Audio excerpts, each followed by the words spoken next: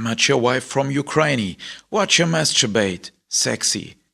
Wenn eine Pornobildchenserie so eine Überschrift hat, mit genau diesen Fehlern, kann man zu 100% sicher sein, dass die Fotos vor einer Wand aufgenommen wurden, die genauso aussieht wie die Wand, an der der Beifahrer gerade lehnt.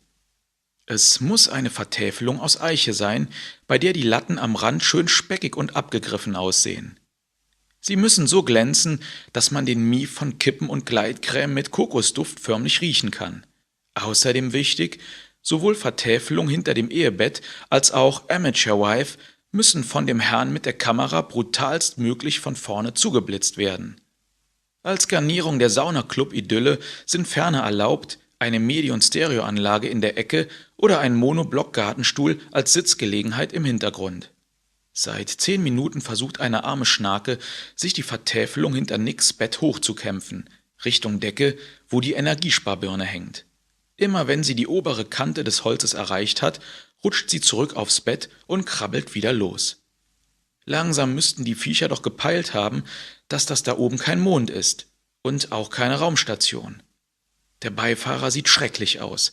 Seine Augen, die sonst immer so Jungs- und Paul Newman-mäßig strahlen, dämmern tief in den Höhlen vor sich hin. In seinen ungewaschenen Haaren spiegelt sich das kalte Gefunzel der Birne und sein ehemals stolz gestärktes Businesshemd ist zu einem Faltengebirge verkrumpelt, das auf einer Seite aus dem Hosenbund raushängt. Dabei geht es jetzt schon wieder, im Vergleich zu vorhin. Als er sich mit letzter Kraft in den Wagen hiefte, dachte ich, er würde gleich umkippen, so fertig sah er aus. Es war eine dieser Extremsituationen, mit denen ich völlig überfordert bin. Und Junge, es dauert verdammt lange, im 21. Jahrhundert eine Zelle zu finden. Immerhin beruhigt sich Nick ein bisschen, nachdem er telefonieren durfte. »Habe Sabina gesagt, dass sie mit der Kleinen zu ihrer Mutter fahren soll. Sicher ist sicher«, stammelte er rum. Dann gab er noch den Befehl aus, nach Norden zu fahren, raus aus Ehemalistan und ließ sich in den Beifahrersitz zurückfallen. Die nächsten 400 Kilometer war es verdammt ruhig in unserer Karre. Nick kramte seinen geliebten GPS-Störsender raus und stöpselte ihn ein, für den Fall, dass die Firma unseren Wagen mit einem Peilsender verwandt hat. Danach fiel er in seine typische Duldungsstarre und unterbrach sie nur, um seltsam belanglosen Autobahn-Smalltalk abzusondern, wie »Mit der Brücke werden Sie wohl nie fertig« oder »Fährst du nachts auch so ungern?« Als wir das Ziel unserer Fluchtfahrt erreicht hatten, war es schon nach 12 und wir taumelten wie Zombies aus dem Dienstwagen. Nick bestand darauf, nicht in einem der Kettenhotels einzuchecken, wo die Company Rabatt kriegt, sondern in einer miesen Pension direkt neben dem Bahnhof. Ich traute mich schon gar nicht mehr, nach dem Grund zu fragen, denn die Antwort war ohnehin klar. Es würde hier sicherer sein. Dem Studi am Empfangstresen pfefferte Nick so laut ein »Wir zahlen sofort, in bar« um die Ohren, dass der richtig zusammenzuckte. Ich habe meinen Kumpel dann erst mal eine halbe Stunde auf dem Zimmer allein gelassen, damit er sich wieder zusammensetzen konnte. Als ich von meiner Tour um den Block zurückkam, sah er schon besser aus. Von dem mitgebrachten Döner probierte er nur 2 Bissen, dafür stürzte er die Dose Astra fast in einem Zug runter.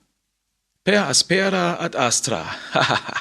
Ich bin also sofort nochmal runter, um ihm eine zweite zu holen, was er immerhin mit einem Anflug von Lächeln quittierte. Quaxis gab's an dem Kiosk leider nicht. Jetzt sitzt er da vor dieser ukrainischen Amateur-Porno-Vertäfelung und starrt auf den Bodenbelag. Genau das gleiche Linoleum lag bei meinem Opa im Hausflur, hautfarbig und mit verschmierten braunen Flecken, als ob jemand jahrzehntelang Schnaken darauf totgetreten hätte. Ab und zu schreckt er kurz hoch. Dann rast sein Blick einmal kurz zum Sperrmüllnachtisch, wo das Tape liegt, und wieder zurück auf den Boden. Die Kassette hat er seit der Flucht aus der Botschaft keine Sekunde aus dem Auge gelassen. Seine zweite Dose ist halb leer und die Zeit ist reif, das Schweigen zu brechen. »Komm schon, wie ist die Sache gelaufen?« erkundige ich mich möglichst beiläufig. »Autsch, das war haarscharf am Frauenklassiker »Willst du reden?« vorbei. Die Altersweichheit greift um sich. Ohne seine Dose aus der Hand zu nehmen, reibt sich Nick mit dem kleinen Finger das ohnehin schon rote Auge. »Du weißt doch, wie das läuft.« »Nein, weiß ich nicht«, unterbreche ich ihn. Er macht mit den Händen eine entschuldigende Geste. Na, die Company steht doch eher so auf die softe Straftat. Heißt? Das Übliche. Ein Typ steht mit einem schnellen Wagen vor der Tür, erzählt, dass man total dringend gebraucht werde und sofort mitkommen sollte. Ach ja, und dass du dabei wärst, hat er auch behauptet. Beim Du zeigt er zu mir rüber. War ich nicht. Schon klar. Nick kippt den Rest des Astra runter und guckt sich nach einem Platz um, wo er die Dose abstellen kann. Zunächst wandert sein Blick zum Nachttisch, wo schon das Tape liegt. Er zögert kurz. Nein, da könnte sie umfallen. Zum Beispiel im Fall eines starken Erdbebens und unseren Schatz benetzen. Also wandert seine Hand zurück und er platziert die Dose auf der Überdecke seines Betts, wo sie natürlich sofort umkippt und ein paar Tropfen ausspuckt. Egal, Hauptsache, dem Band ist nichts passiert. Nach und nach rückt er mit der ganzen Story raus. Ein Data-Kopffahrer war tatsächlich mitten in der Nacht vorm Büro aufgetaucht, um ihn einzusammeln. John selbst habe den Auftrag autorisiert, hat das Schwein eiskalt gelogen. Nachdem sie ihn in die Botschaft gekarrt hatten, wurde die Sache wohl schnell ungemütlich. Erst haben sie Nicks Telefon und seine persönlichen Sachen einkassiert, danach wurde er mit einem indischen Kollegen zusammengepfercht, der gerade dabei war, das Tape durch eine x-beliebige Bandmaschine zu jagen. »Das konnte ja nichts werden«, kommentiert Nick mit einer Spur seiner alten Hochnäsigkeit. Er verachtet wieder andere Menschen, ein gutes Zeichen. Nachdem der Inder dem Tape nichts entlocken konnte, übergaben sie Nick die Sache, wobei sie ihn natürlich keine Sekunde aus den Augen ließen. Deshalb sah sein Blick auf dem Überwachungsvideo so angestrengt aus. Der andere Typ von der Company saß ihm die ganze Zeit gegenüber. Viele Worte wurden wohl nicht verloren. Ungefähr 1 Minute nimmt sich Nick für die Geschichte von seiner Gefangenschaft. Dabei versucht er, alles so klingen zu lassen, als sei gar nichts Schlimmes passiert. »Da hat keiner mit so einer Glock rumgefuchtelt und Entführung gebrüllt oder so«, sagt er im gekünstelten Plauderton. Anscheinend ist es ihm unangenehm, von der Sache zu erzählen, jedenfalls steigt er, wie immer wenn er angespannt ist, in eine Beschreibung von technischen Petitessen ein. Das ist sein Valium, und weiß Gott, ich gönne ihm seine Dosis. Erstens, der Readout von der Bandmaschine war völlig korrupt. Zweitens, mit diesem 86er, vor den sie mich gesetzt haben, hätte ich die Daten nicht in 100 Jahren entschlüsseln können.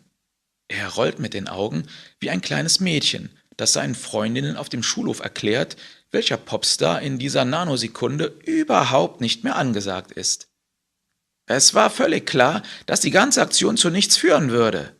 Verschmitztes Lächeln. Und dann habe ich die Überwachungskamera gesehen. Ich grinse zurück und proste ihm mit meinem Astra zu. Da seine Dose ja schon leer ist, nickt er nur wohlwollend. Hättest du wohl nicht gedacht, dass der platte Herr Key die Sache mit dem ASC2-Code rafft, denke ich. Hätte nicht gedacht, dass er die Sache mit dem ASC2-Code rafft, aber das darf ich mir natürlich unter keinen Umständen anmerken lassen, denkt der Beifahrer. Darauf, dass er mich für das Entschlüsseln seiner Videobotschaft oder mein Kartenschloss-Hack lobt, werde ich wohl noch lange warten müssen, vermutlich ewig. Jetzt, die Schnarke hat es tatsächlich bis zur Decke geschafft. Als ob sie es gar nicht abwarten könnte zu verbrennen, zuckt sie in immer engeren Kreisen um die Birne herum. Draußen hallen Männerschritte durchs Treppenhaus. Die Herren lachen laut, machen Witze in einer fremden Sprache. Es klingt nach Polnisch oder Ukrainisch.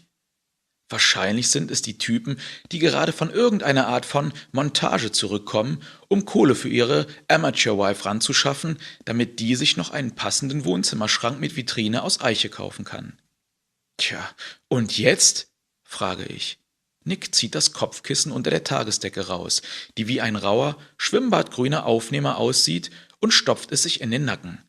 Dann wirft er einen letzten Blick auf das Tape, murmelt, »Morgen, Alter!« 10 Sekunden später atmet er schon ganz ruhig. Er hat nicht mal seine Anzughose ausgezogen.